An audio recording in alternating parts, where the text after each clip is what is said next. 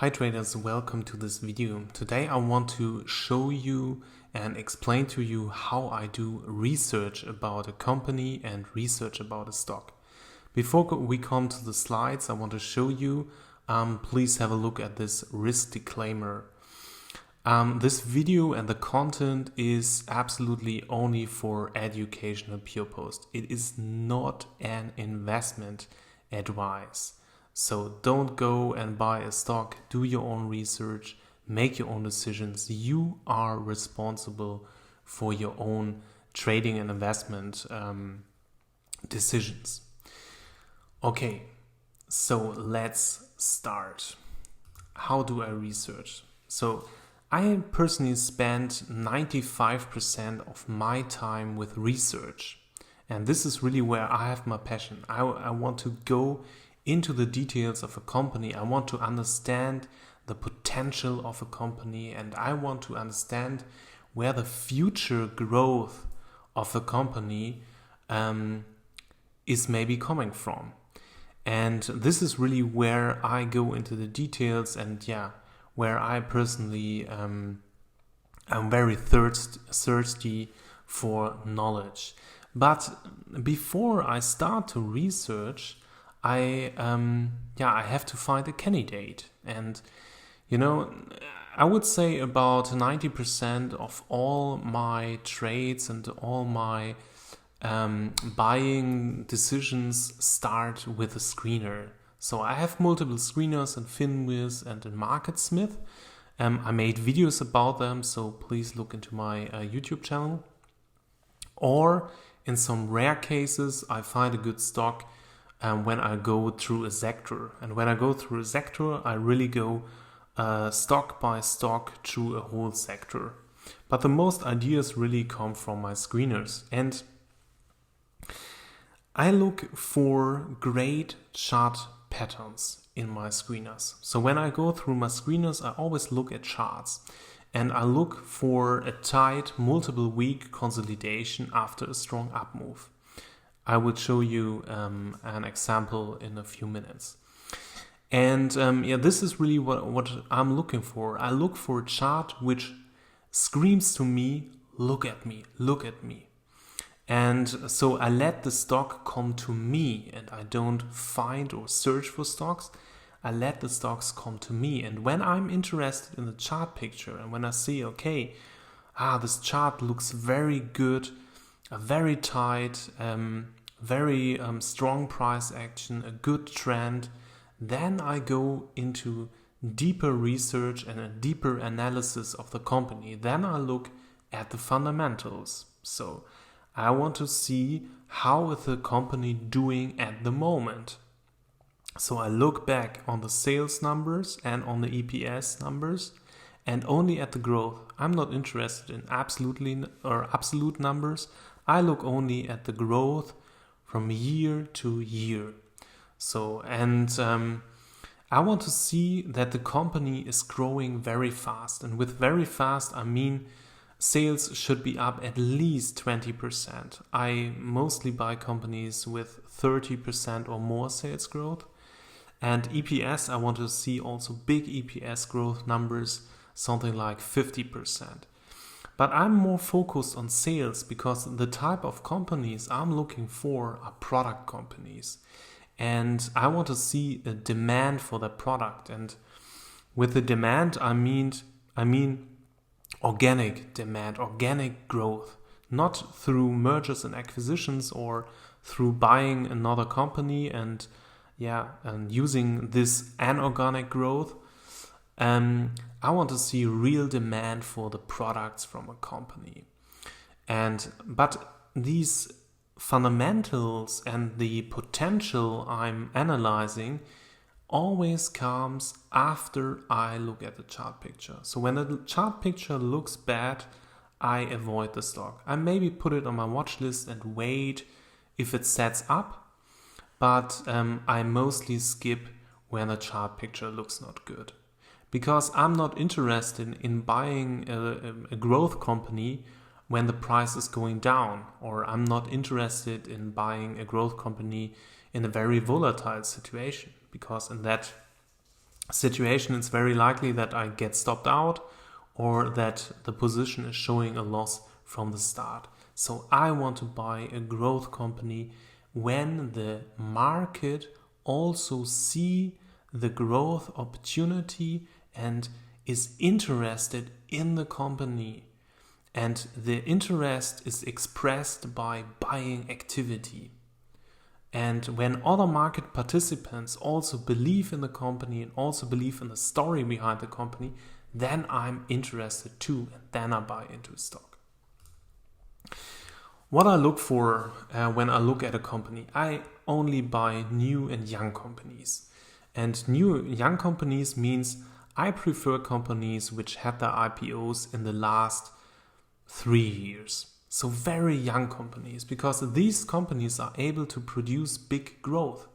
You know, they are young, they have a lot of opportunity. They don't have a big management mostly. They have a passion to become a leader in their niche. They often have a leadership at the top which founded the company, so they have an intrinsic motivation to bring the company forward, and they are often, and this is the most important part, they are often at the beginning of their life cycle. So you can Google for the topic product life cycle or company life cycle, and you find these typical pattern of companies. They start, they grow, they become mature, they slow down, and then they decrease. And often young companies are in the growth phase, so they are exploring new business opportunities, and they have a lot of passion to become the number one. And of course, as said, I want to see a very strong growth over many quarters. You know, every company can have 1 or 2 very good quarters, but you can see if you have a great company, if they are able to produce outstanding sales and or EPS growth over many quarters. There are companies out there which are producing sales growth for 10 or 15 or even 20 quarters, quarter after quarter. So they are growing very, very fast. And that's what I want to see, because if I look back on the fundamentals of a company, I only want to make sure that their business model itself is working. So they are doing a great job. And when I make a buy decision, I look forward. I want to look into the future, and I want to make sure that the company can continue or accelerate its growth. And when I look back, I only make sure that they are successful in the past, and then I try to find out if they can continue this success or even accelerate in sales and EPS. I personally focus on product companies with a clear focus on one brand or product.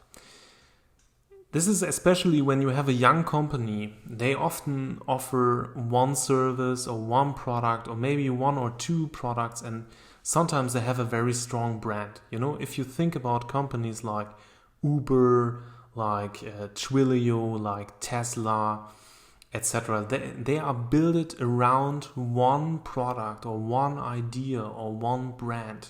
And if you look at highly diversified companies like, General Electric or IBM or something, they are often big diversified with a lot of departments and a lot of products.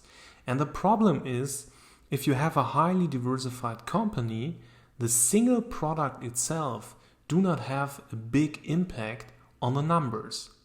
So for example, if General Electric invents a new medical device, it is only one of thousands of products they offering. So, and even if this is a monster success, it has almost no impact on their numbers.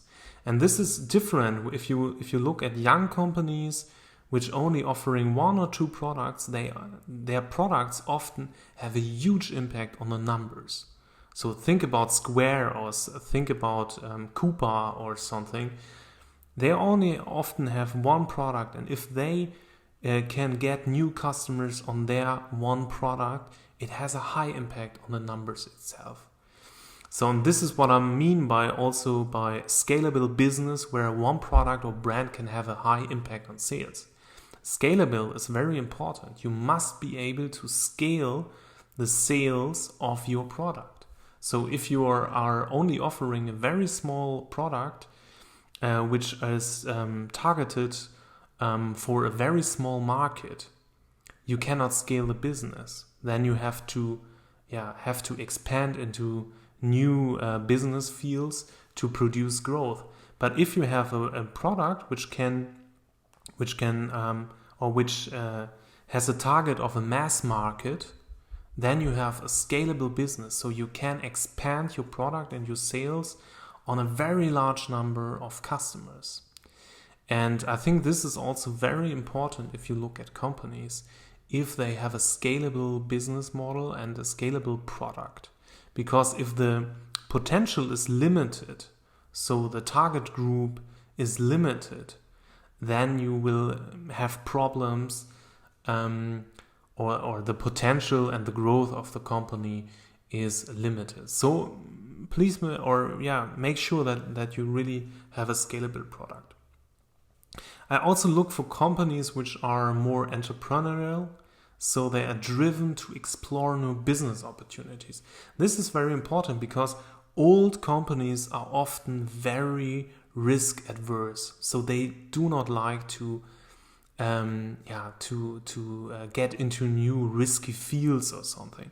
And young companies which do not have to lose so much, and where managers do not have to lose their job or something, they are often more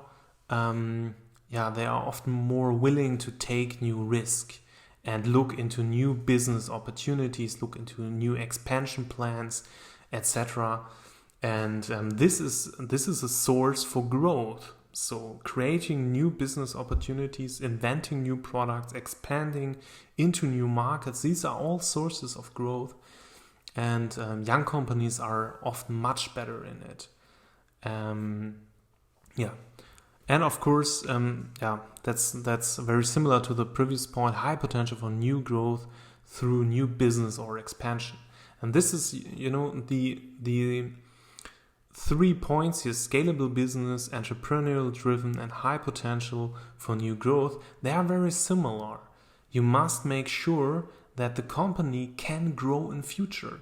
This is what I mean by looking back. Okay, they are still successful, or they are already successful, and then look in the future. Can they become more successful, or can they continue their success? And this is why I always really be focused on the future potential on the company. And another thing is low competition. Low competition is always the best. So because it's really good for earnings. So if you can increase your prices because there's no competition, that's great for earnings. Maybe not so great for sales, but also of course great for earnings. And low competition is also good because you are not forced to compete with price.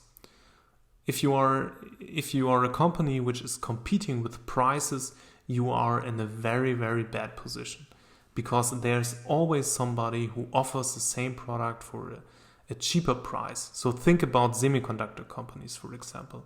They only compete with price. Nothing else is interesting in semiconductor companies.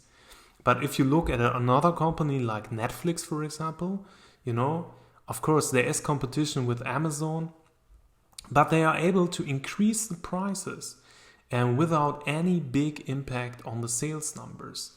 And this is where they have a very, very good position in the market. And low competition and offering the best product. This is of course one of the gold nuggets. If you have a great product, and if you have a great product, of course you can increase prices very easily. But what is a best product? A best product is always when the customer want your product. That is the most important part. When the product itself attract the money, the product is so good, and not only good from a technical perspective, but also good from marketing values and a social value or something, that people are giving you the money to own the product. An iPhone is a good example with Apple. So people love the iPhone because it's a good product, and of course they have something like a social impact or improving their social status with an iPhone. So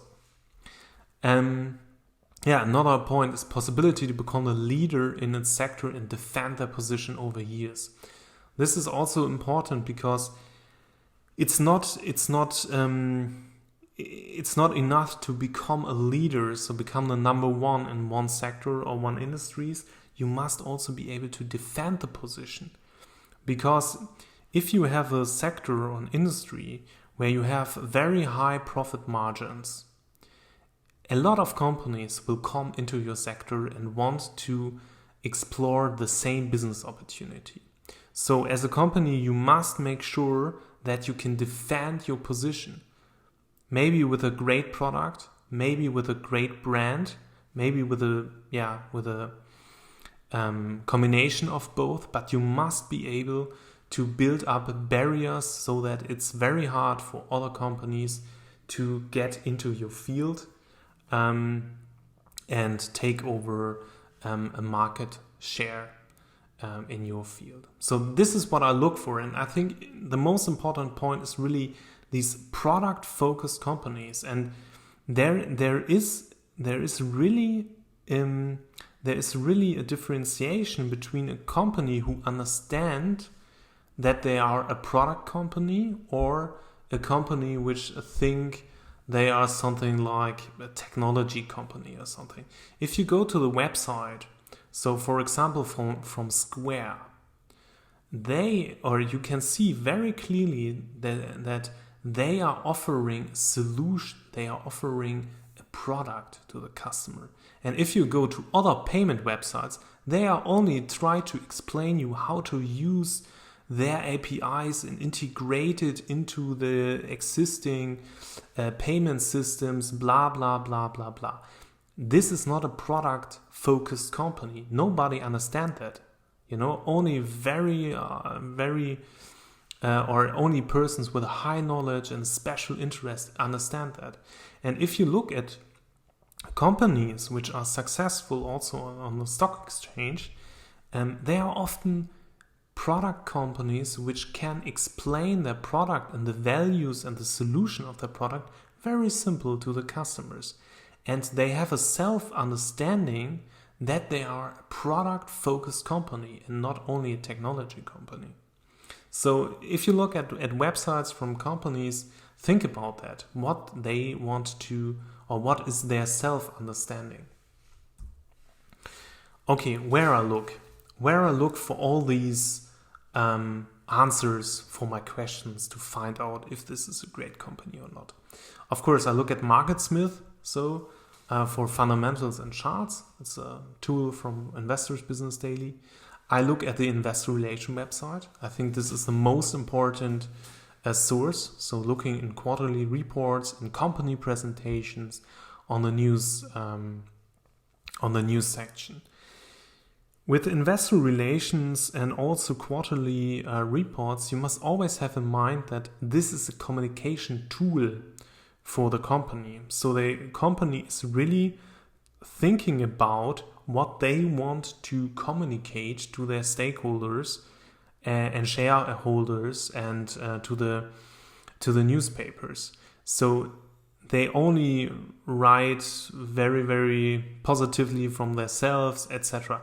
But on the other side, you can see what is important for the company. They want to bring into the heads and into the brains of investors and fund managers, etc.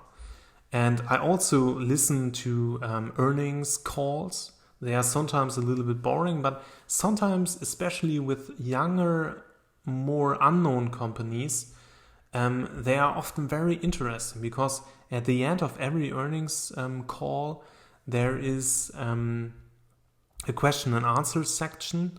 And sometimes there are some investors and analysts asking very interesting questions. And you can see more how the CEOs and CFOs react to their questions. And yeah, this is sometimes interesting. I listen to earnings calls, but I don't give them too much focus, because I know that this is a communication tool. So then, of course, I look at news on Finwiz, so I see what's going on, what are the newspapers talking about when it comes to this company. And I also use YouTube, so I want to see what customers are saying about product. Sometimes there are product presentations, so that you can see how is the interface of software. It is modern, or it is old, or it is technical, or easy to understand. Sometimes you can see the products. So are they very attractive, modern, and looking sexy, or is it an old product nobody wants to have? So YouTube gives you a lot of transparency. And I look also on Google, especially when I search for competitors and alternatives. Because if you have a company, so for example in the software sector, and there's a lot of competition offering the same products, you want to find out which company is the best. And this is often in the first step, you have to find out who are the competitors. So who are the competitors? There are special websites only offering competitors research. And you want to also see what are the alternatives. So when you look at a software company like Datadog, and they are offering DevOps monitoring software, you also want to see who are the alternatives to Datadog. Is Datadog the best product or not? Or it is maybe Splunk or something. And and this is something you find out on Google when you type in Datadog alternatives or Datadog competitors. And you find also something on YouTube, because there's so much people talking about products, also software products. Okay, so I now give you a little bit an insight what I look for, where I look for, and how I start to analyze a company. And I want to give you one example. And again, this is only for educational purpose. This is not an investment advice, but I want to give you some insights how I do that. And this is Beyond Meat. And Beyond Meat, I started here on the iPad version of MarketSmith. And when I look at the weekly charts, and I almost always look at weekly charts first, because they give you a much clearer picture. You can see here the weekly chart on the right side. And you can see the company had a very nice rally after the IPO. So there is a lot of demand for the stock, and then it corrected very hard. But this is normal, after a public offering, so after an IPO, the institutions need some time to look deeper into the company and try to understand their business model, doing research, doing analysis, etc. And often institutions are not allowed to buy a company which had the IPO in the last years, so they need some time. And what you can see here in the chart is it is very volatile. So from June 19 to June 20, exactly 1 year, they are very volatile. It went up here from 44 to 240, then corrected to 50, so big volatility. And now the stock is setting up more tightly here on the right side. And this is where I'm getting interested and saying, wow, okay, why is there a character change in the stock chart? From volatile to more less volatile and more a tighter consolidation. And this character change is always or always comes from a change of the supply and demand in the stock. You know, if people or if institutions say, okay, I buy it at 50 here, then of course they wait for a long time that the stock corrects, etc. But now they seem to buy all around this 130, 120 level. So institutions are interested in accumulate positions here, and that's why the price is going tighter. And then I look at the volume, and you can see here there are a lot of volume spikes or skyscrapers here, and they are only on up weeks.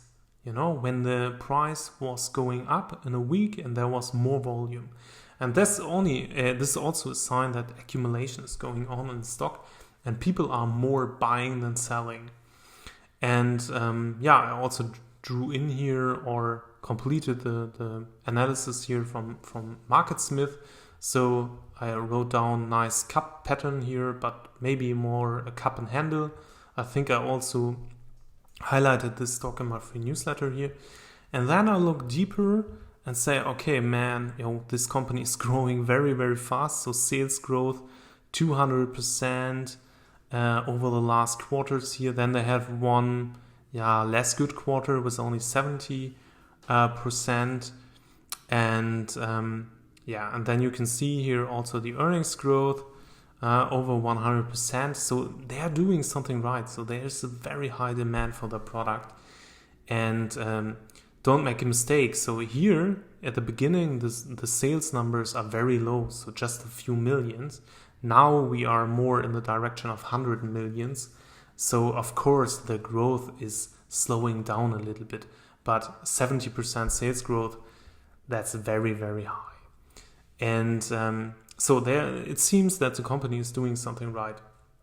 I must admit that I, of course, know what Beyond Meat is doing. So I know that before I look at the chart. So I have a lot of companies and their business, etc. in my head.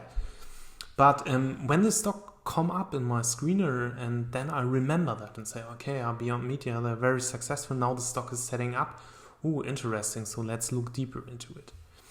Then I'm looking on the left side here and see, okay, wow, the estimates, the EPS estimates are very high, 2020, 100%, 2021, 650%. So they are expecting a lot of EPS, earnings per share, for the next years. So that also shows me that there is a lot of potential for the company. And then I look at the share float. I prefer, of course, companies with a low share float, so only 35 million. So I prefer companies with 20 million or 50 million shares, because the lower the number of outstanding shares or float, the more difficult it is for institutions to buy shares. You know, when you have to buy 1 million shares from Beyond Meat, it's getting very difficult here. So, and this is driving price. So there is a low supply on the market. And you can see the market capitalization here, 10 billion. Wow, that's very low for such a strong brand. So this is just my gut feeling and based on experience that when I look at the market capitalization and I see, okay, that's only 10 billion. Sounds a little bit low for such a strong brand and such a great in such a great niche, but we come to this later. And then I look at the number of funds, so how many funds are owning currently the share, and you can see it also doubled. So from September 2019 to June 2020, the number of funds almost doubled, which also shows me that more and more institutions are buying the stock. Management also have a stake in the company with 15%, which is also good because there is some support from the management. Then I look into the daily chart. So then I look at the RS line also and see, okay, it's going up so very nicely. So it's strong, and then also at the volume. And you can see there's also skyscrapers in the daily chart. And yeah, the stock was up here on that day very nicely. It closed not so strong, but that was a time when I get interested in buying the stock. So, and yeah, and before I go into this,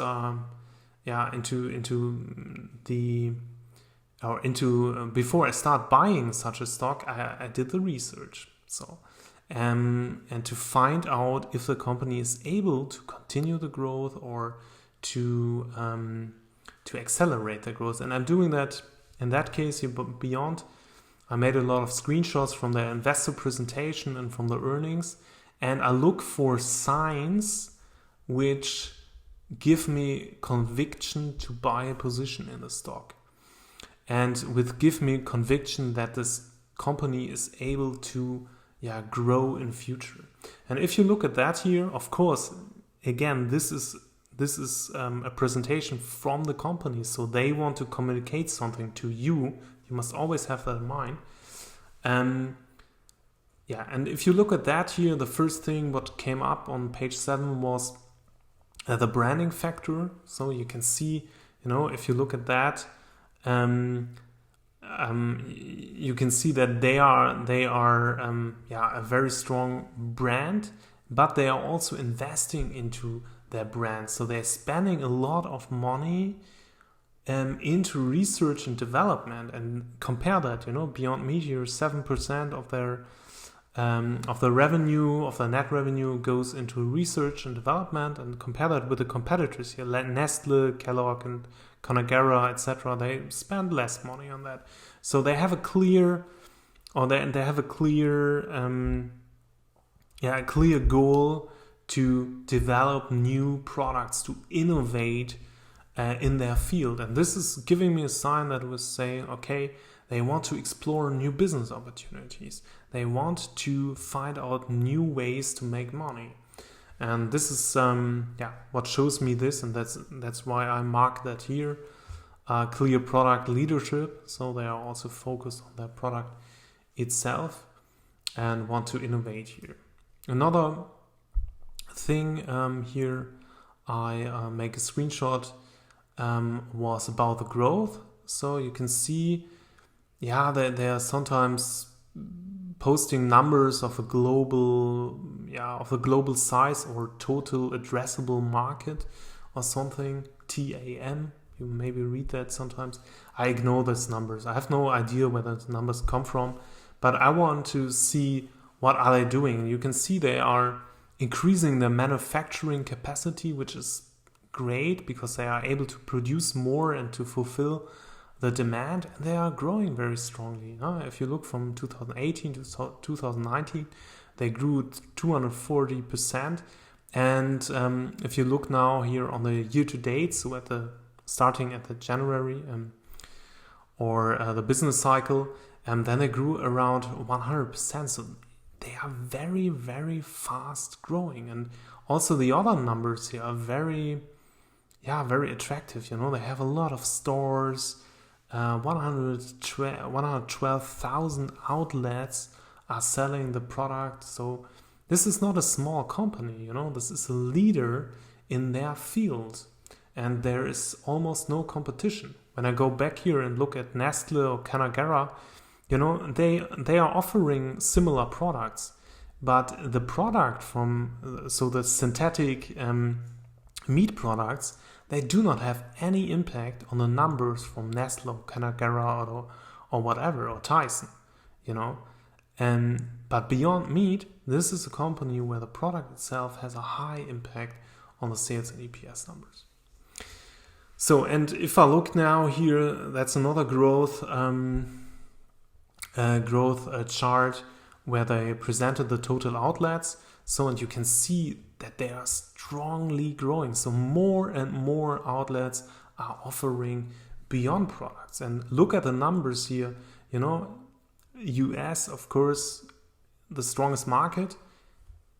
But you look at that, IPO to June 2020. You can see US is and was one of the strongest markets here.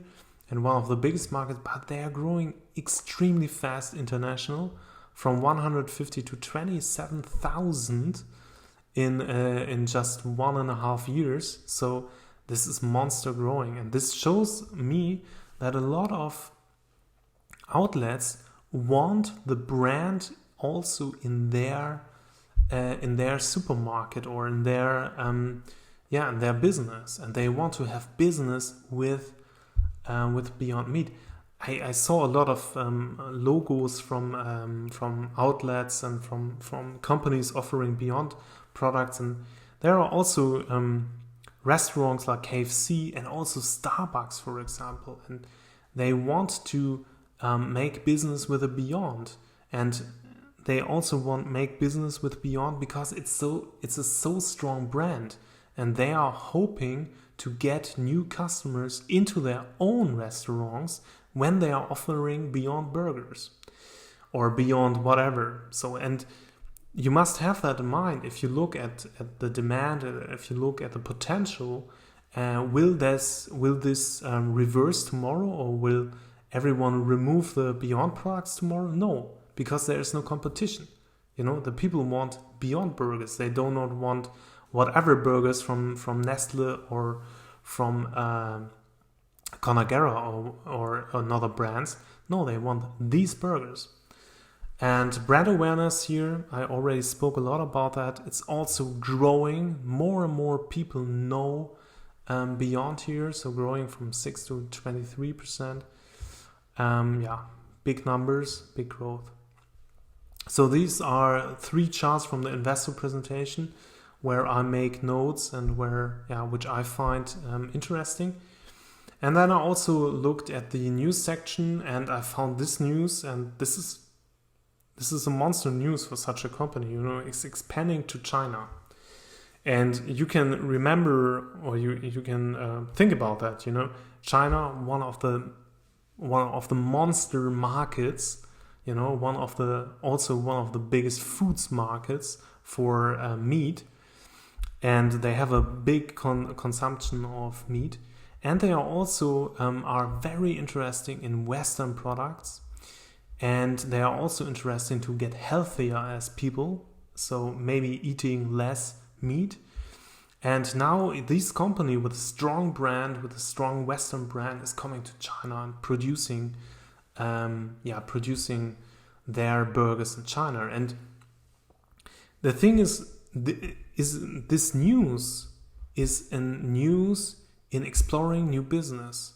So, and you can imagine. So if this China thing is going through the roof and they can sell products in China, this will have a monster impact also on the numbers from Beyond here in that case. So this is why I made a screenshot of that, and because it's also this could be a new catalyst for growth in the future. This is what I have in my mind when I look at that. Another thing was here they created an e-commerce website, so you can buy the products from them directly. And for such a strong brand like Beyond, this is the right step. If you have a strong brand, you want to create direct sales, because direct sales are cheaper. You don't have to give discounts to supermarkets and to in the middle companies which are selling and reselling, etc. So it's much cheaper, and this could maybe also be a little bit a catalyst for EPS numbers. I'm very sure that they will do not grow the e-commerce website to the maximum, because otherwise all their products will be removed from the supermarkets. But I think this could also be a very nice addition to the general selling via outlets, and a very attractive one when it comes to profit margins. The third thing here was the official statement here from the second quarter report on August the 4th, so some time ago. And you can see here I wrote down product focus. Yes, of course, it's product focus, monster growth. strong brand and new business. And also this new business is very important for me, because again, I want to see that the company is doing great in future and not only in the past itself. Of course, I'm much more thinking and I have much more thoughts about the company. The thing is, what you must understand is, although I do all this research and although I look for potential growth, it does not mean that the stock will go up. The stock can collapse, can crash, can whatever doing. This only gives me, or this only helps me to sort out a company, or a normal company, or a less attractive company from a very attractive company. And this is a step in my selection process, because I only want the best companies which fits my selection criteria, where I know that they were successful in the past. And I only want to have those companies which are matching those criteria in my portfolio and also on my watch list. And you must always have in mind that it's not important how much research are you doing. Everything can go wrong. So maybe tomorrow people are dying because they ate Beyond Meat products and they are dying because of that. Then the stock will crash. Growth or EPS growth or business potential, whatever, it doesn't matter in that case. It could also be that the stock market is not interested in Beyond and Beyond Meat, so that they see that they have different analysis or different opinion about the stock or whatever, or came to a different conclusion or some insider information or whatever. So nobody is buying that. And that's why I always say price is more important than fundamentals, than research, than whatever. Because if nobody is interested in Beyond Meat, you will see it in the charts. You will see it not in the numbers. You will see it in the charts. And I personally always want to time my entries into a stock with a chart, not with the numbers. I believe in a company and I have a very strong conviction in a company. But if the chart is not doing or is not reflecting my analysis about a stock, I'm not interested to buy that. I only buy into a stock when it's going up and when it's breaking out of bases, when I see accumulation is going on and people are maybe thinking the same about a company as I'm doing. And again, charts are much more important than any research of a company or any fundamentals. I'm not interested to buy a company cheap.